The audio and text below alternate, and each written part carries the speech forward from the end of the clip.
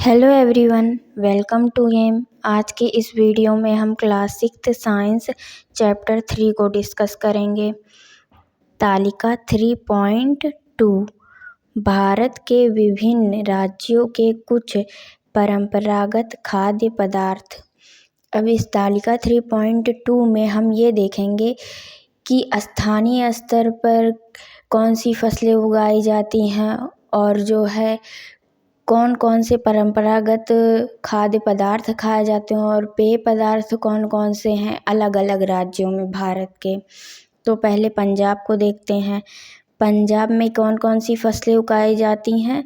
मक्का, गेहूँ, चना, दालें। और कौन कौन से पदार्थ जो खाए जाते हैं वो कौन कौन से हैं? मक्के की रोटी है, सरसों का साग है, छोले भटूरे, पराठा, हलवा, खीर। पेय पदार्थ में लस्सी, छाछ, दूध, चाय। कर्नाटक में चावल, रागी, उड़द, नारियल ये सब उगाए जाते हैं। यहाँ खाने वाले पदार्थ कौन कौन से हैं? इडली है, डोसा, सांभर, नारियल की चटनी, रागी मुद्दे, पालिया, रसम चावल और भी बहुत सी चीज़ें हैं। और पेय पदार्थ में क्या है? छाछ, कॉफ़ी, चाय।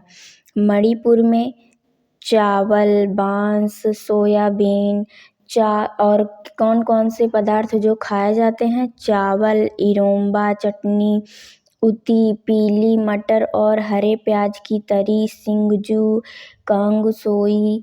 और पीने वाला पदार्थ कौन सा है? बिना दूध की चाय। यहाँ पे जो चाय पी जाती है उसमें दूध नहीं डाला जाता। और भी अन्य जो राज्य हैं जैसे उत्तर प्रदेश, बिहार, राजस्थान, गुजरात, वहाँ कौन कौन सी फसलें उगाई जाती हैं और कौन कौन से पदार्थ हैं भोजन में जो खाए जाते हैं, कौन कौन से पेय पदार्थ पिए जाते हैं, ये सब आपको खुद से करना है। क्या हमें देश के विभिन्न राज्यों में खाए जाने वाले पारंपरिक आहार में विविधता दिखाई देती है? ऐसा क्यों है? अब इसमें क्वेश्चन दिया गया है कि जो अलग अलग राज्य में जो खाया जाता है, जो भोजन लोग करते हैं, उसमें क्या आपको विविधता दिखाई देती है? तो हाँ, हमको पता है बहुत सारी विविधता दिखाई देती है। अभी हमने ऊपर तालिका में देखा, कहीं पे मक्के की रोटी खा रहे हैं तो कहीं इडली डोसा खा रहे हैं। तो हमने देखा कितनी विविधता है, सब जगह अलग अलग खाया जा रहा है। तो यहाँ पूछा है ऐसा क्यों है? तो ऐसा इसलिए है कि वहाँ पे फसलें जो हैं वो अलग अलग तरह की उगाई जा रही हैं। जहाँ पे जिस तरीके की फसलें उगाई जा रही है वहाँ पे वैसे ही भोजन भी खाए जा रहे हैं। जैसे पंजाब में मक्का, गेहूँ, चना ये सब उगाया जा रहा है।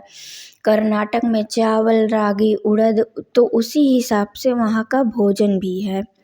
जिस तरीके से फसल उगाई जाती है उसी तरीके से वहाँ का भोजन भी हो जाता है। तालिका 3.2 में आपके द्वारा एकत्रित की गई जानकारी का विश्लेषण कीजिए। क्या इसमें ऐसे खाद्य पदार्थ हैं जो कई राज्यों में खाए जाते हैं?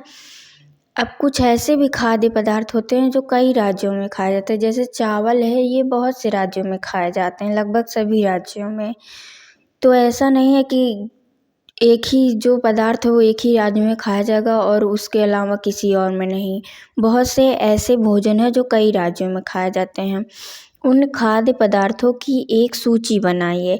आप पाएंगे कि कुछ खाद्य पदार्थ अनेक राज्यों में खाए जाते हैं, वहीं कुछ ऐसे भी हैं जो केवल किसी राज्य विशेष में ही खाए जाते हैं।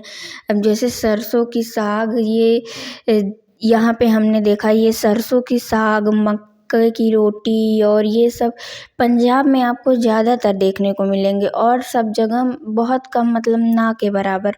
तो कुछ विशेष ऐसे भी हैं जो सिर्फ उसी राज्य में खाए जाते हैं। आप पारंपरिक खाद्य पदार्थों और स्थानीय स्तर पर उगाई जाने वाली फसलों के मध्य क्या संबंध पाते हैं?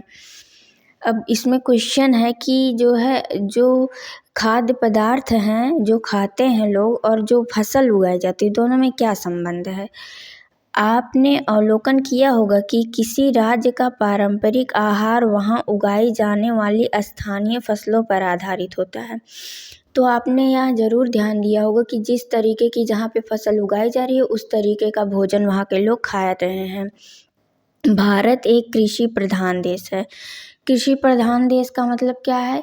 यहाँ पे अधिकांश लोग भारत में कृषि पर निर्भर है और भारत की अर्थव्यवस्था का एक बड़ा भाग कृषि ही है।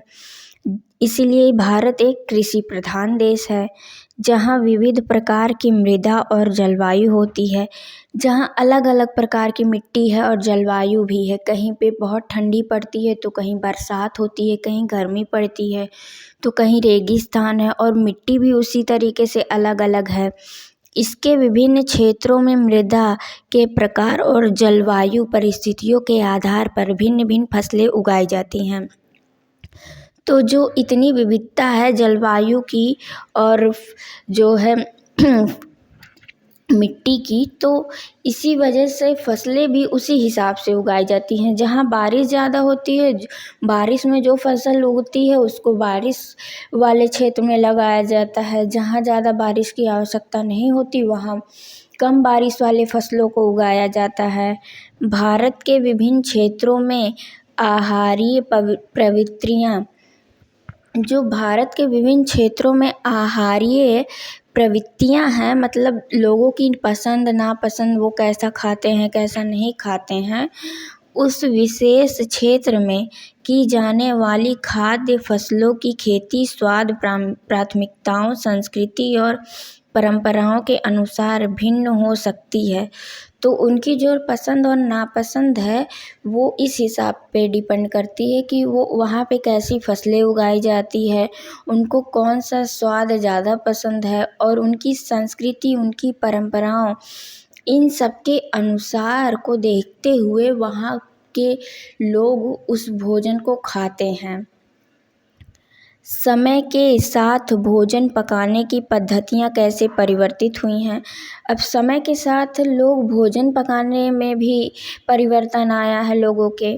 आपने सीखा कि विभिन्न राज्यों में खान-पान की आदतें भिन्न-भिन्न हैं।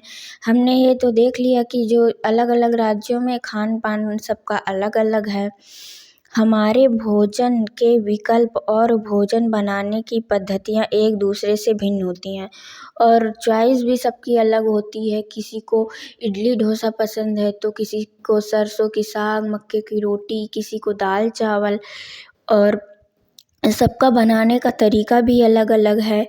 क्या समय के साथ खान-पान की आदतें और भोजन पकाने की पद्धतियाँ परिवर्तित हो गई हैं?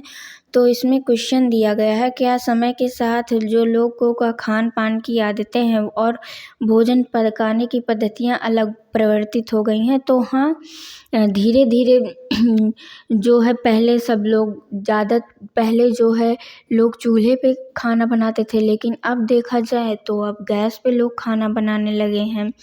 और भी बहुत से परिवर्तन आए हैं जिसे हम अपने नेक्स्ट वीडियो में देखेंगे। तो आज की क्लास को हम यहीं पर एंड करते हैं। मिलते हैं अपने नेक्स्ट वीडियो में एक नए टॉपिक के साथ।